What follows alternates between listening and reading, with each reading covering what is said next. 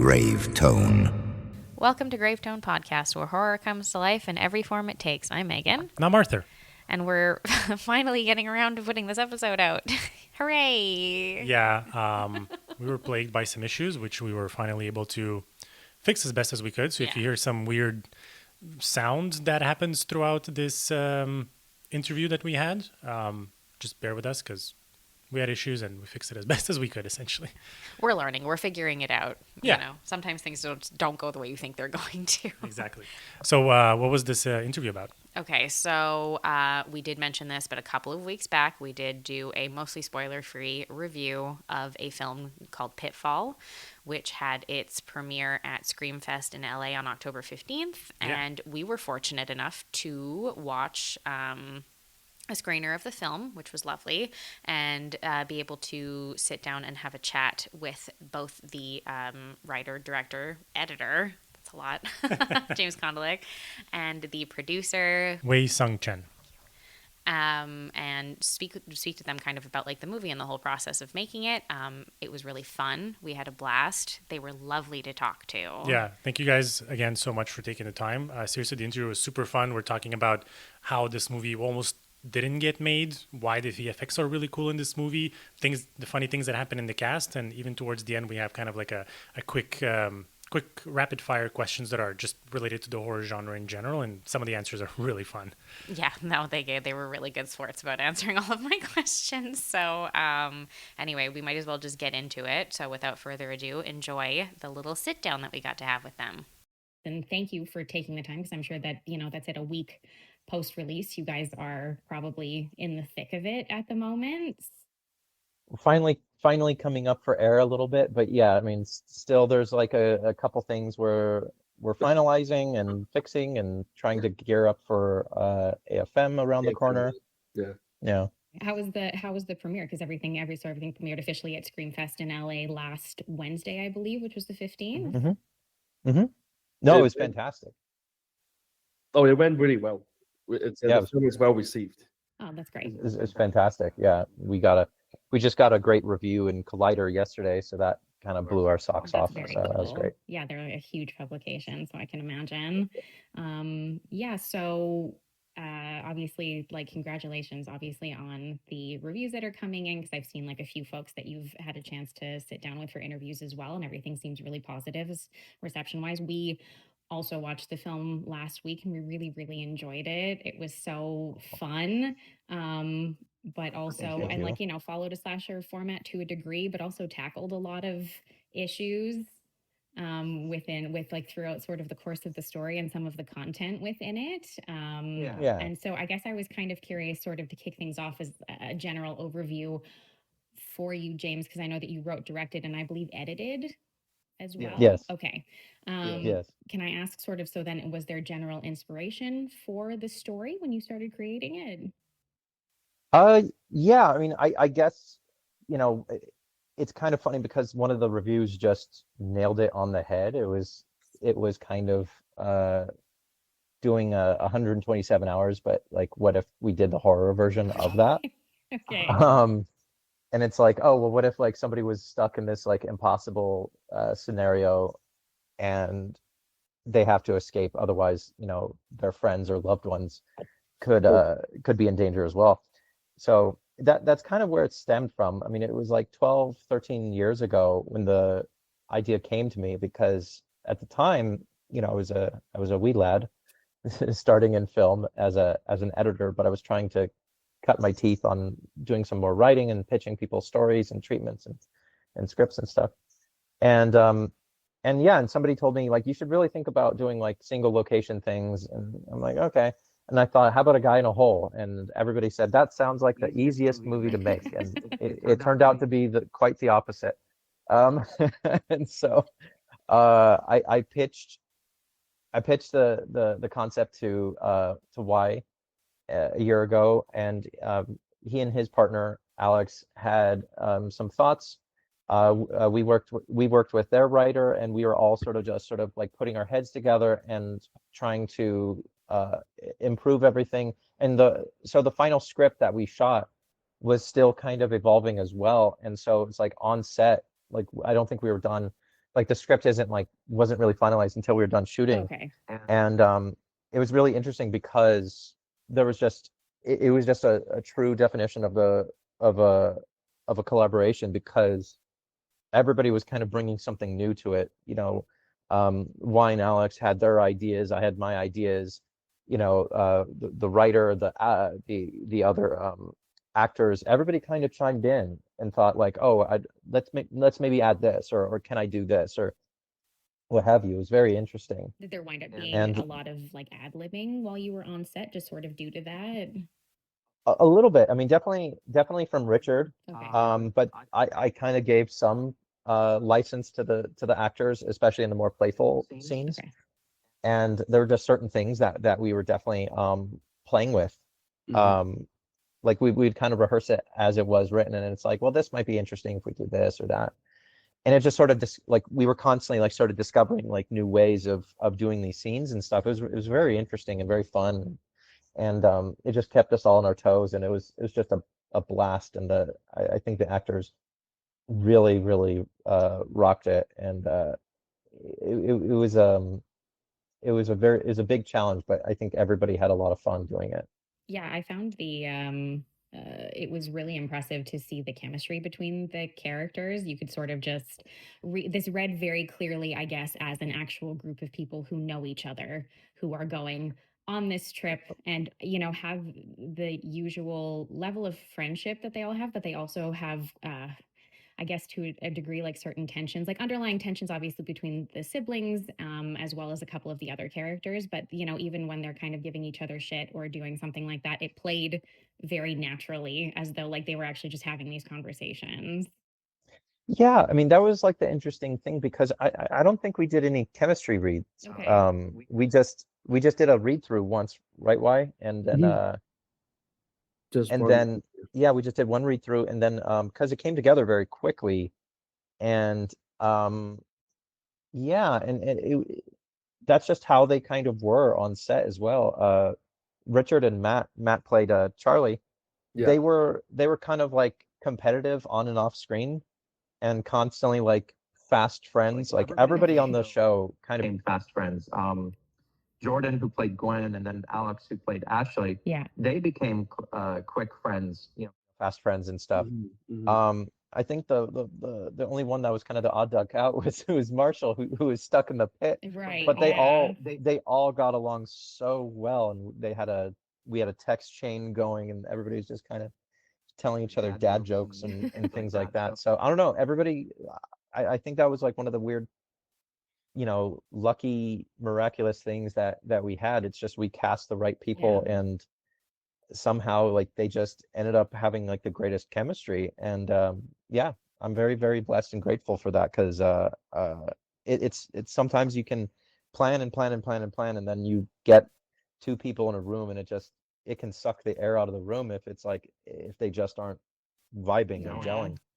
So we're very lucky in that respect. Oh, that's awesome. I mean, I can only imagine as well that it probably helped greatly for everyone to have formed these sorts of friendships, particularly because it seemed to me anyway, from while we were watching, that you guys were on location basically for the shoot. And I can only imagine, obviously, the combination of weather issues and outdoor shoot in general, the entire aspect of the pit itself as like a set piece. I can imagine a lot of that probably posed an interesting number of challenges throughout sort of the course of the filming process.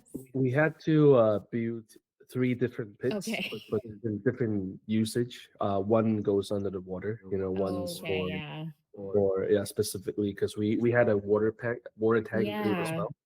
And the water was really cold. Okay. James had to go into the water to keep Marshall company because Marshall was shivering. Oh boy! Wow, that must have been interesting. Did you? Because you filmed in BC, if I'm not mistaken. Yeah, in Vancouver. Okay. Yeah. So, and I know it's a beautiful area, but I'm sure that every once in a while, the any kind of like weird weather that comes up probably can cause delays or just general issues. I mean, I'm sure sometimes maybe you can work it into something, but ironically, it was like after our big movie rain day. Yeah. With the climax, the very next day, we were shooting a scene where it wasn't supposed to rain. It was just pouring hard. And everybody was making the joke like, oh, we should have shot the climax today. And I'm like, yeah, it would have been really nice, but nobody knew. And so it was one of those. It was one of those things. And then it was strange because, like, you might be able to tell, but I don't know how, by some weird miracle, you can't really tell because it was pouring rain.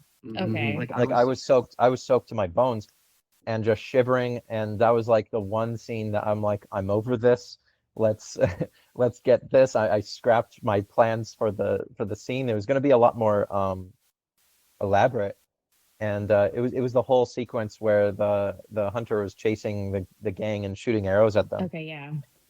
And it was wonderfully lit and everything, and it looked great. It was going to be a little bit more complicated, but because it was just pouring rain on everybody, and everybody was going to be miserable, I knew the actors were going to be miserable, and they weren't supposed to be soaking. So I'm like, let's just keep the actors running.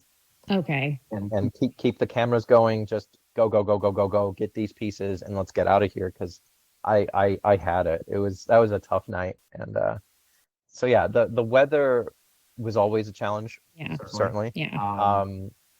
But yeah, hey man, it kind of bonded everyone together because it felt like camp. It felt like we kind of survived this ordeal. Like, and by the time the movie had wrapped, I think everybody in the cast and crew kind of felt like how the characters felt by the end of the movie. Where we just kind of like, let's get out of here and never look back, because we were just dead tired. All right, we're never going hiking again. Let's leave. Well, James was still fine. James was trying to have a drink with everybody. James was still, and everyone else was like, I'd like to go. Let's go. We're done. I think I lost like 10, 12 pounds on that show. I don't know about you, Wai, but I mean, you served great food, but it was like I wasn't gaining weight on the show despite how much I was eating. I was just losing it all because we were constantly walking and hiking through the woods and stuff. And yeah, by the time I got home, I'm like, am I thinner? Is this the secret? Just not eating as much and stressing out and walking your ass off for like 8 or 10 miles a day or whatever it was. Maybe that is the secret everyone's looking for. Yeah, I'm like, oh wow. No, but it was I would do it again in a heartbeat. Okay. Well, hey, I feel like that's the most important part, and I'm sure a lot of the cast and crew would probably agree with you. So, yeah, I hope so. So I guess because of kind of some of these issues that you ran into and things, obviously, you made some changes on the fly, and you were saying that the script itself wasn't even really technically finalized until essentially the end of the shoot. So, well, go ahead, finish your question. I'm sorry. I guess my question was just, did you have any maybe either like scenes or aspects that were kind of like non-negotiables for you that stayed consistently from like sort of like the original idea that you had all the way through production? Yeah. Yeah, there were certain just key scenes like that took place in the pit. Like the sequence with like the centipede was like a core idea I had. Like I heard this wild story about this guy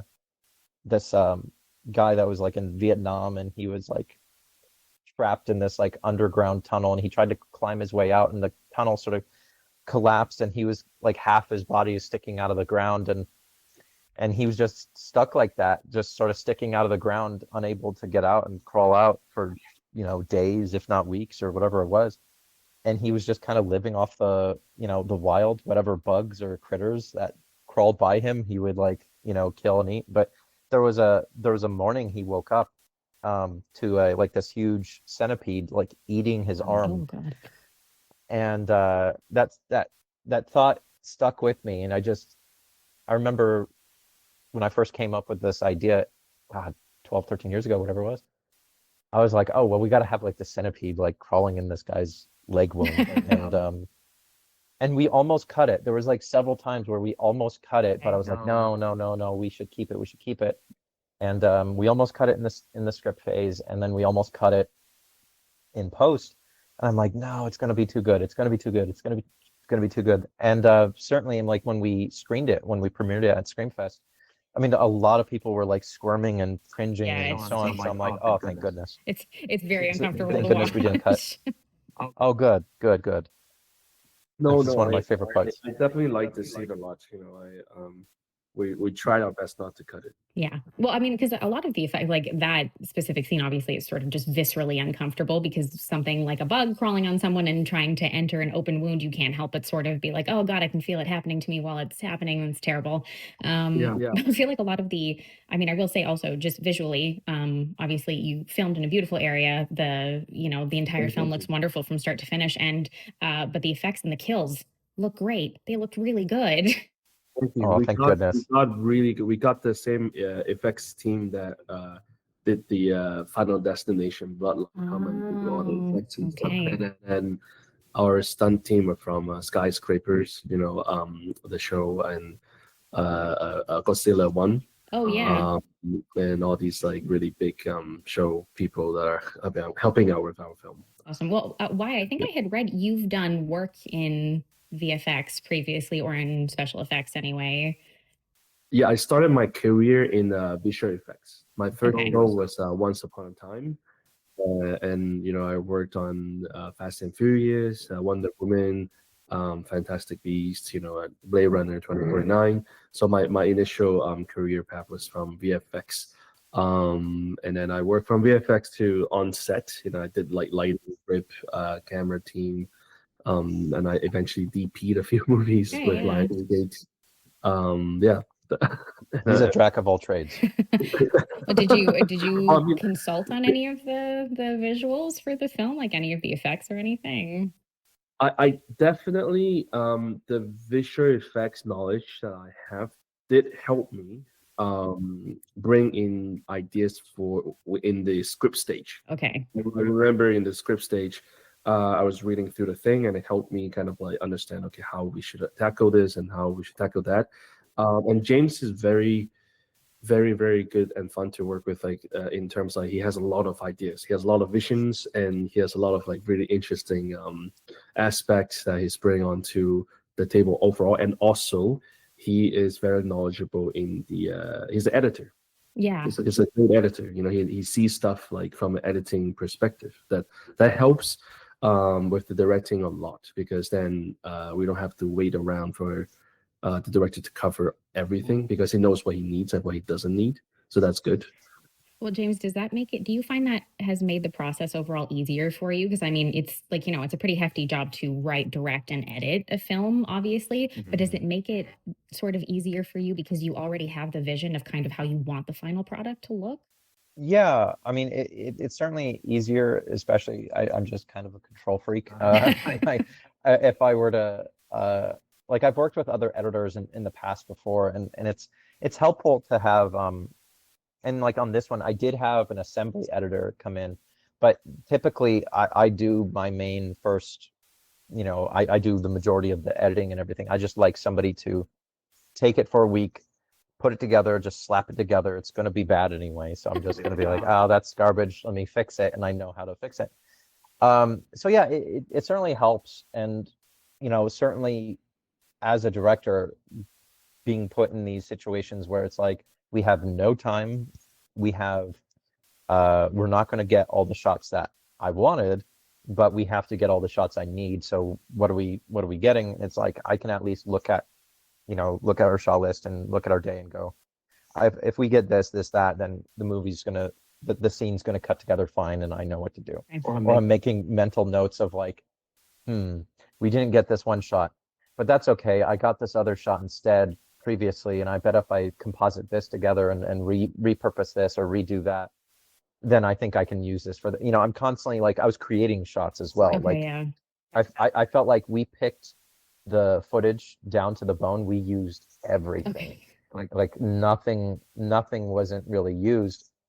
I mean, sure, we've tightened and trimmed the fat on the movie, but it's like, if I wasn't using a shot in its like entirety, I was using a piece of it for something else, in visual effects, or I needed to create this other shot or what have you. So that just came in handy, because if I had to explain somebody else what to do, oh my God, I think it would have been twice as long. and yeah, I mean, it made it just way easier. And I started sending the producers and the actors like certain clips and certain action sequences, and the some of the traps and things like that. And I'm like, hey, it's actually like cutting together really well. Mm-hmm. So I think that just certainly really helped. And yeah, because it was one of those things where I was a new guy in the sense I haven't worked with Wai before on as a director, and I hadn't worked with this crew before, so nobody knew me. So I was the only American, and I'm like, you know what? Yeah. So there was, like, rightfully so, I'm sure there was probably some doubt and skepticism as to what the hell I was doing. What is this American coming in I doing? had no doubt in him from the beginning. No, he was Wai was supportive. The producers were very supportive. It's just there was just certain things where where it's like, is this going to cut together? I'd get that question a lot from some people, like, is this going to cut together? And I'd kind of give them a look and I'd be like, yeah, I think I know how to cut this together since I'm editing it. But there were times where it was kind of a challenge. Yeah. And but I've kind of made a career as an editor, as a fixer. I just sort of stumbled upon that, being a fixer for many people, where I've taken troubled movies that were plagued by production issues, or like pretty much what I'm describing, where not that we had a lot of issues on this one. It's just sometimes it's like, oh well, you didn't have coverage for this, or you didn't get these shots, but don't worry, I can make something out of this and repurpose stuff. So I don't know, I've just sort of made a career out of it for like 13 some odd years, or 13, 15 years. So it came in handy when working on this. So it was a dream to work on this movie, because it's been a passion project for forever. It's almost been made like 5 times in the past 10 years, and it got close a couple times, but nobody pulled the trigger. It got super close, but nobody ever really pushed it over the edge to actually make it. Wai was the only one that was like, you know what, we could probably make this. I'm like, really? And I didn't believe him at first. It was one of those things where he was like, yeah, we're totally interested. I'm like, well, that's nice. Talk to you in a year when nothing happens. And and he was like, no, I'm dead serious. Like, and he's like, this, I could see this being made for this budget. And he's like, do you think you can make it for this? I'm like, yeah, I bet I can. And then he called me up in May of last year and said, hey, can you shoot it in August? I said, August? It's May. That means I have to like stop what I'm doing right now and fly up to Canada and start location scouting like immediately. And he's like, right. And I'm like, oh, okay. Are we greenlit? And he's like, yes. And I'm like, oh, I'm not used to this. I was just absolutely shocked. So no, because this industry, like as James said, right? Like everybody that knows me knows that I'm a person of my word. That's how I'm raised by my parents. And I'm very fast. I got the magic touch, and I'm very fast. So people are not used to it. So the fastest producer I've ever worked with, because this industry is full of. Yeah. You don't. He's constantly, excuse my part of my French, but he's like, I don't make shit, and I'm like, great. No, he didn't lie, and he was just he was very, very gung ho about it, and just like, no, we're doing this. If I say we're doing it, we're doing it. I'm like, oh, well, okay, then I'll be there. And yeah, it came together really quick. He put together a great crew and team, and yeah, I mean, I couldn't have asked for a better production crew and better producers, for that matter. He really supported me in just about every aspect of the movie. From pre-pro to finishing the movie. So it's been amazing. So I hope we do a lot more. Yeah, I mean, me too. Like I see James' vision. There are times where like we're getting like doubts from different sides, but then I stand by his vision, because I do see the final vision and the final result. I keep telling everybody that this is going to be good. James, this film has potential and everything. Sometimes you got to do that. Sometimes you have to stand by an idea and not let anyone dissuade you from doing it. That's yeah, you see a lot of this kind of stories, right? You just gotta stand by. You gotta, if you really believe in it, you gotta stand by it. And this is what it is. Absolutely. And I mean, look, everything came together wonderfully. I was, thank you. yes, a big fan visually, but I was also a pretty big fan of the story and particularly of the characters, because I feel like there is something to be said for particularly a film like this that is, you know, set in the wilderness and has people making specific decisions in order to like venture out somewhere potentially dangerous, ignoring the killer of it all and just focusing on the elements, of course. I feel like one of my favorite aspects of things was the fact that basically every character in the film, regardless of their level of knowledge about things, was at the very least attempting to be reasonable, make logical decisions. And you did have specific characters throughout the course of the story who were obviously, like, you know, Charlie's character, who's very knowledgeable with regards to what they're doing there and how to potentially survive in case of, you know, different aspects of things, and has like a lot of knowledge as like an outdoorsman. Basically, was that something that you took into consideration? Because, you know, we do often see obviously like films in which the characters are like, yes, we're going camping for the weekend, but no one's ever been camping before and we have no idea what's happening, and now someone's trying to kill us, but it's not, you know, and then people are running around like chickens with their heads cut off, and that really wasn't the case in this. Yeah, I mean, you know, there's a time and place for those kinds of movies, and I'm a fan of some of those, but it's always way better when you're watching a movie with an audience and people aren't getting mad at the main characters because they're doing stupid things. It's like, no, don't drop the axe, you stupid idiot, you know, run this way, you know. So I prefer movies, especially survival thrillers, where the characters are kind of a step ahead of the audience and figuring things out, and the audience is going, oh, good, you're doing the thing I would have done, or you're doing the, you know, you're actually thinking and being smart. So I think we wanted to make it a notch above the typical horror film where the characters are relatable, but they're also a bit more smart. Well, even though they do make some mistakes, but hopefully they're not too often or too severe that the audience you know doesn't forgive them. But I think for the most part they're very likable people, and so when they're dispatched or attacked or killed or whatever, it's a bit more devastating. Yeah.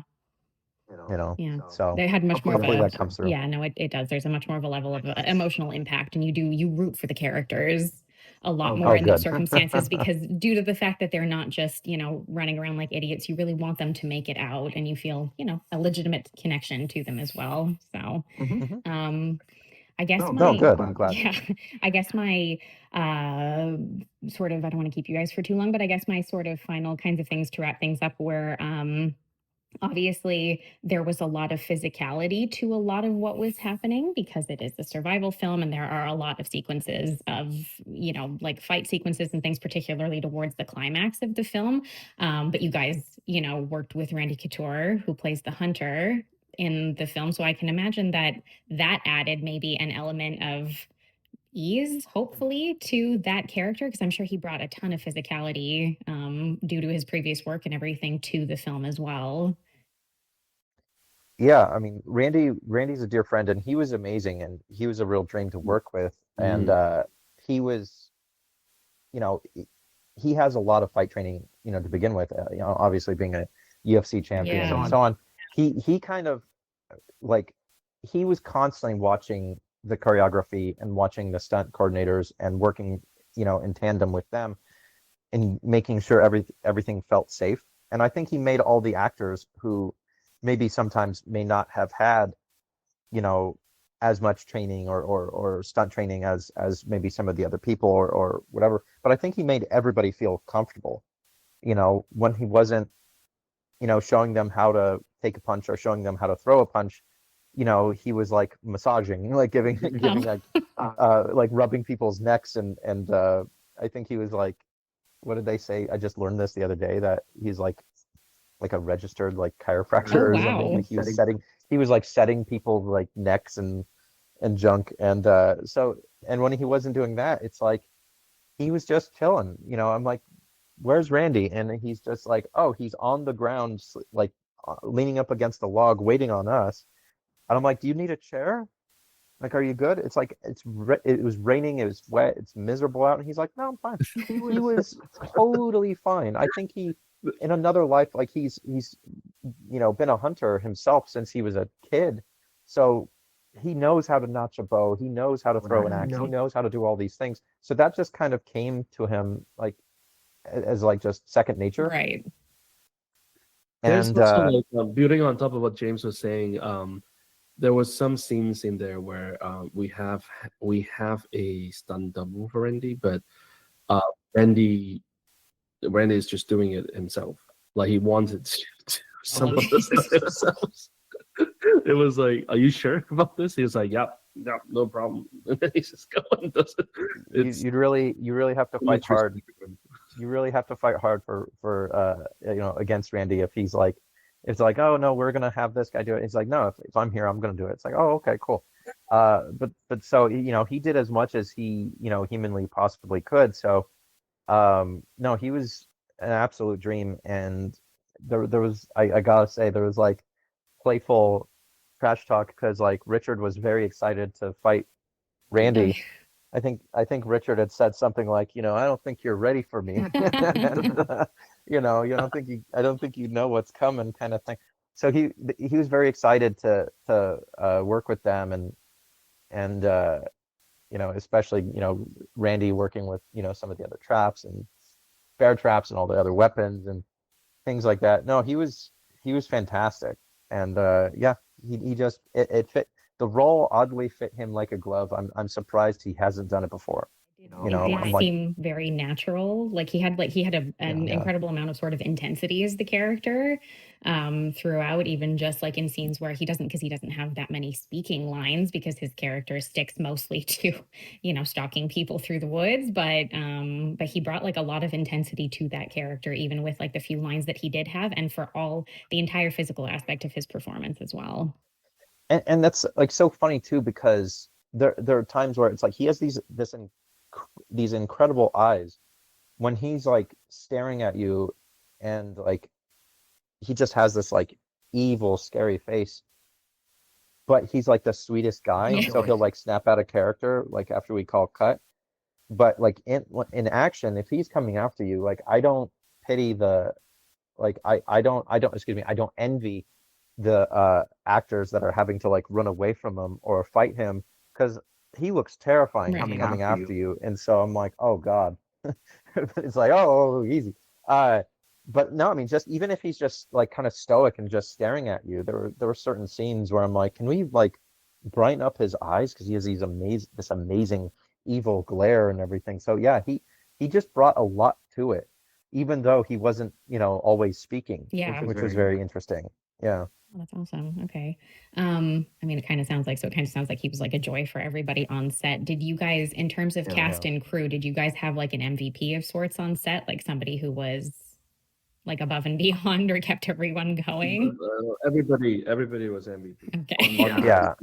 I'm like, I can't pick amongst my children. No, I mean, it's just, I collectively told the cast on numerous occasions that especially after a long, hard day, I got the cast together and I would tell them, you guys are my secret weapon. So thank you guys for everything you're doing, because I would throw them curveballs all the time, being like, yo, we didn't rehearse this scene, but we have minutes until the sun is up, and we were doing an all night shoot, and in about 2 minutes it's going to be bright and the day's dead. We have to get this scene. We're not coming back to this scene. And they're just like, let's just shoot it. And I'm like, do you want to talk about it? And they're like, nope. And they like ran 2 takes back to back, just reset, keep the cameras going, go, boom, boom, boom. And we just kind of, there were times where there were scenes like that where it's like, these are the general beats, go.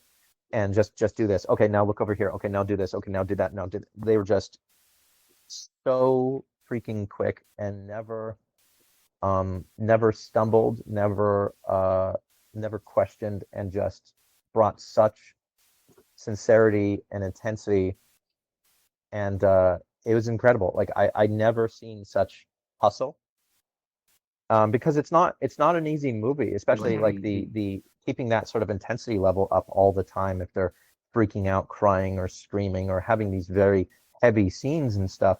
And it's like we didn't properly like discuss this. Like it was just we sort of talked about it, but it's like we're here now. We have to shoot it. We have to go. We're not getting another take. Go. Don't suck. You know? And they were like incredible. You know, I was blown away. If there was any time, if like every second of the day was used, if there was any time, I would be like, you know, do you have one more in you? Can you give me one more? If so, great. If you're happy with it, let's move on because it was amazing. And you know, oftentimes they would, but there were the times where, like I've said, it's like, well, we have one take on this actor, or we have one take in this moment. We just have to fly like the wind and just get everything. And it was, you know, and that's, God, I've heard so many stories similar like that on even bigger studio movies where they still run out of time. And it's just the nature of it, the nature of the beast, no matter what budget you might have. So I was just very lucky that we had a cast and crew, for that matter, to move as quickly and efficiently as they did, given these like crazy hurdles and these crazy you know, trials and challenges. Yeah. So I think they just rose above and beyond, and yeah, I owe them big time. So I love them all dearly. Wonderful. I'm glad you also mentioned the aspect of, you know, that's it, how difficult it can be to keep intensity levels and reshoot scenes and have multiple takes of things and stuff like that. And that's always something that I feel that actors in the horror genre never get enough credit for, is how difficult these roles very often are, because you're playing scared or hurt or something of that sort for days and days and days at a time. And it must be incredibly taxing for people. And I don't feel that there's ever enough credit given to people for that. No, and it's like how, like, to be perpetually in a state of panic or stress and stuff. You're crying a lot, or you're shouting or screaming a lot, and then you're dealing with like the elements. You're dealing with the rain and cold late nights and stuff. So everybody's getting sick. The actors are getting sick. The crew's getting sick. And there was the whole scene where spoiler. There's a scene where Ashley is suspended on a log, and it's like raining and stuff. And Alex was completely sick. Like she was just like, I need to go home. And I'm like, okay, I'm gonna wrap you out. We decided we're gonna wrap you out fast. We're gonna shoot all your stuff immediately. Hang in there. Get her some hot tea. Because her voice was gone. It was just completely gone. And so she's trying to speak. So it's just this sort of raspy, exasperated thing, just nothing's coming out. And I'm like, oh boy. So we looped her dialogue later, which was great. But the poor thing, she was just miserable. And so I thanked her up and down, got her some flowers, but I'm like, oh my gosh, like, again, I owe you. That was tough. I know, I'm sorry, but she did it. She was a rock star, and I mean, they all were. So it's one of those many cases of that kind of thing, of just being in this perpetual state of tension or strain or whatever. Marshall, who plays Scott, he blew out his voice as well. And even when I don't know if I told you this, why, when we were doing ADR, Richard came in, and so we were looping all his like screams and shouts and things like that. And he's like, oh God. So he's like drinking tea, and I'm like, sorry, man. I'm like, you don't have to like go that crazy and hard. And he's like, yeah, I don't want to lose my voice. I'm working tomorrow. And I'm like, oh God, I'm so sorry, man. You're like doing all this screaming and shouting and straining your voice, and then tomorrow he's probably going to be all hoarse.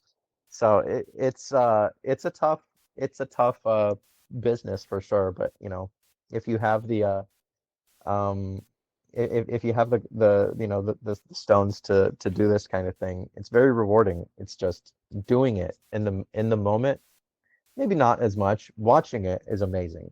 Doing it in the moment probably sucks for many. But I'm behind the monitor going, this looks incredible. But I feel bad for them in the rain and being hung up by wires and covered in blood or whatever it might be. So it was constantly, challenging for everyone. Yeah, imagine.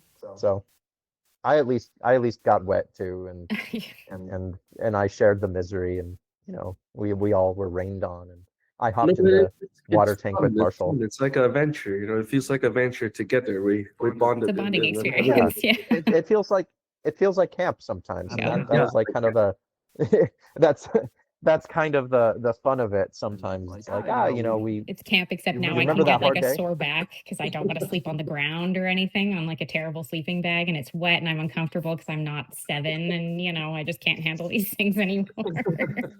Yeah, doing this in your 30s and 40s and stuff, people are just like, you have, crew drinking coffee, and it's like, ugh.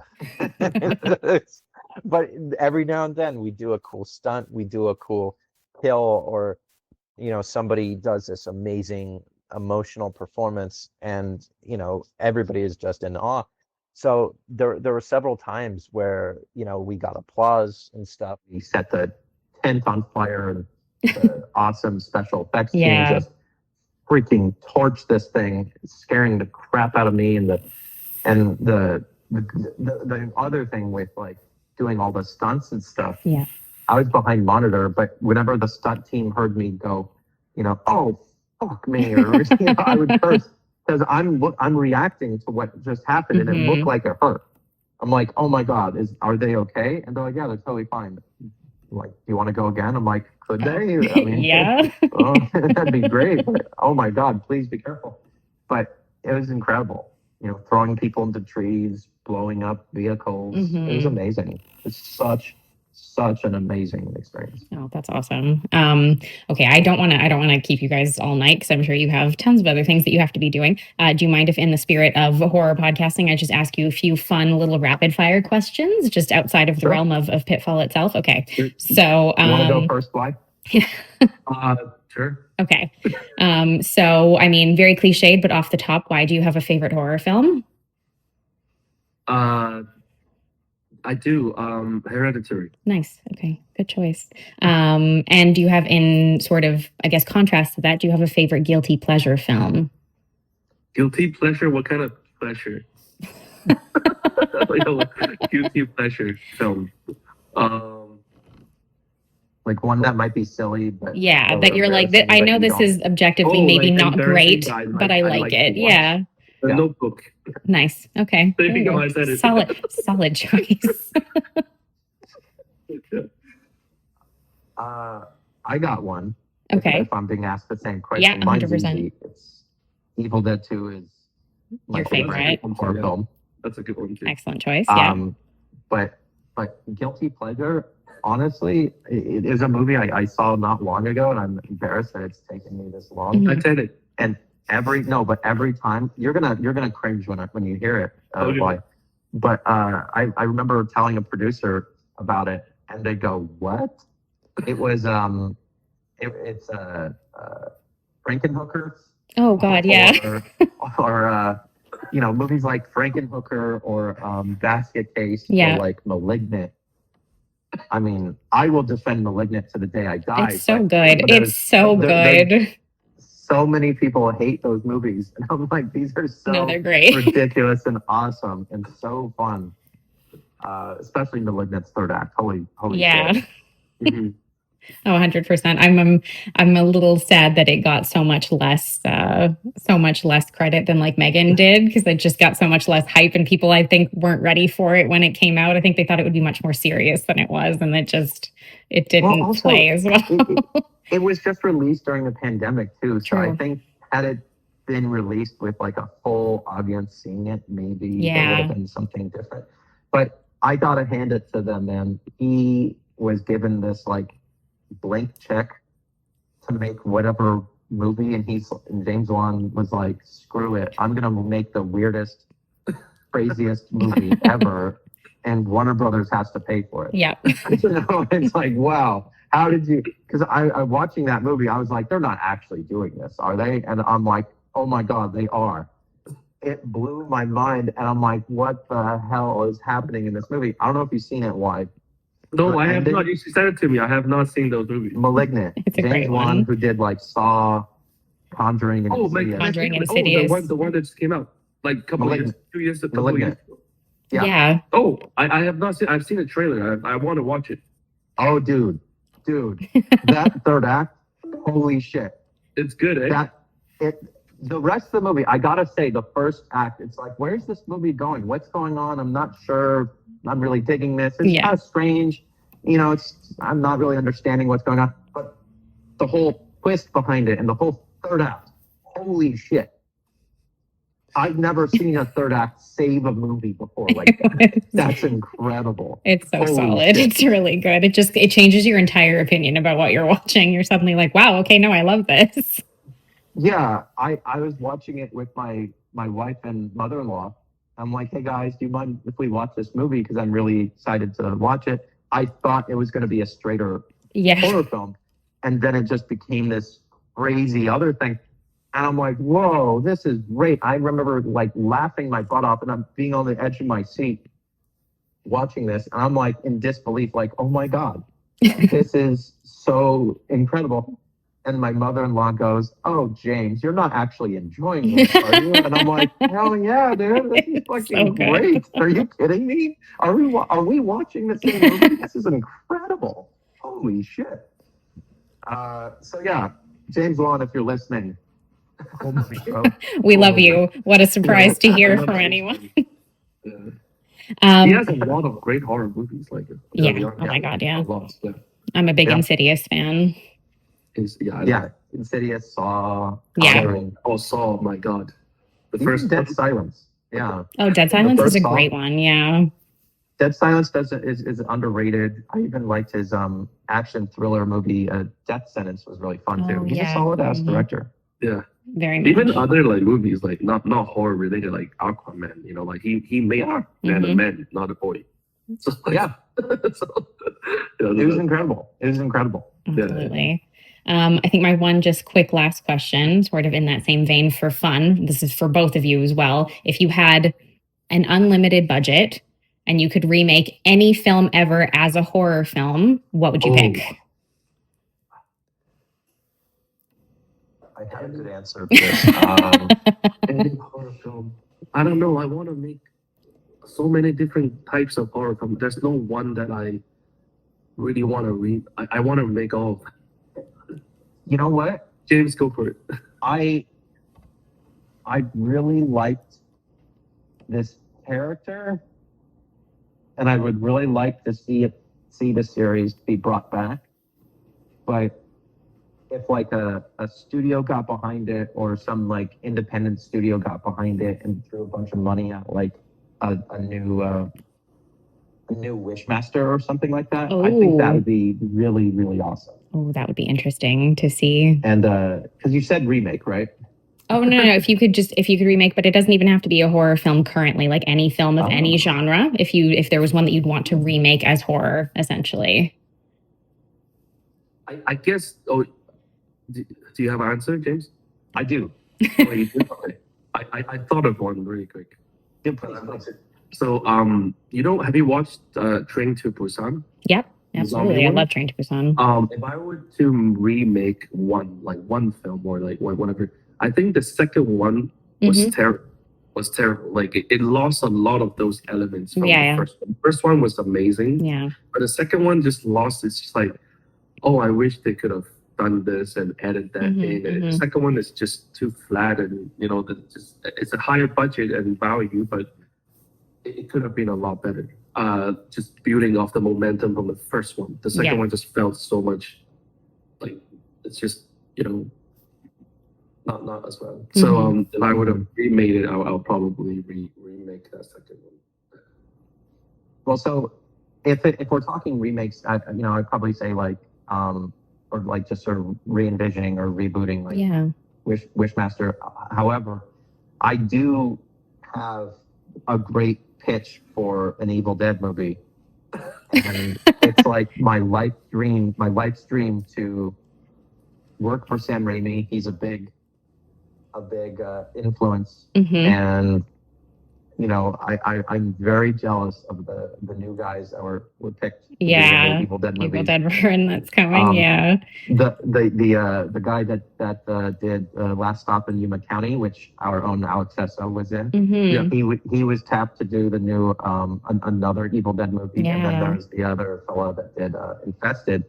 I think they just wrapped Evil Dead Burn. So I'm like, oh my God, I'm so incredibly jealous. So I hope those movies do well, so they do more, so I can do another one, because I would just freaking lose my mind if I worked with Sam Raimi, A, but if I got to do an Evil Dead movie, B. He needs to call you. It's such an incredible dream of mine to do that kind of thing.